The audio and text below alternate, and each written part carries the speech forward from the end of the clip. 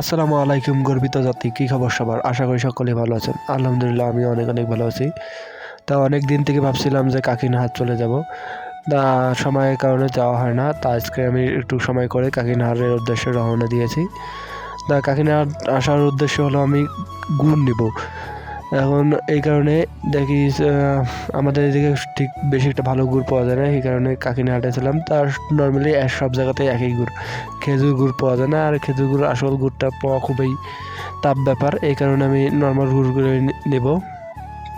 আমি জানি না এটা কিসের গুড়, ওরা তো খেজুর গুড় হিসেবেই বিক্রি করে। তা এইখান থেকে আমি 1 কেজি গুড় নিলাম।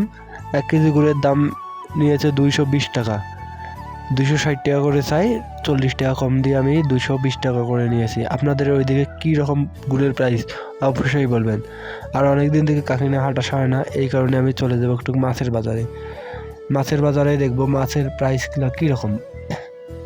আমি অনেক দিন থেকে হাট করি না, এই কারণে আজকে মাছের বাজারটা আসলাম। তা আমার এই মাছগুলো পছন্দ হইলো, তো এই কারণে 1 কেজি মাছ নিলাম।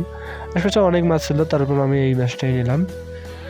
এখান থেকে মাছ নিলাম 1 কেজি। নেওয়ার পর আমি চলে যাব এখন বাসায়।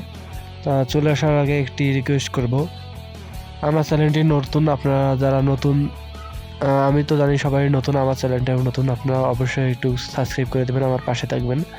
আমি নতুন চ্যানেল খুলছি, এখন আমার ভিডিওগুলো ভালো না লাগতেও পারে, কারণ প্রফেশনাল হতে আমার অনেক দেরি আছে। আশা করি আপনাদের ভিডিওটা ভালো লাগবে। আর ভয়েস টয়েস খারাপ হলে সমস্যা নেই, একটু কষ্ট করে ভিডিওটা দেখবেন। আমি নতুন যেতে হোক, আপনারা যদি ভিউ, লাইক, কমেন্ট করেন তো আমার কাজ করতে আরও বেশি ভালো লাগবে, সেই সময় ভিডিওগুলো অনেক সুন্দর হবে। আসসালামু আলাইকুম।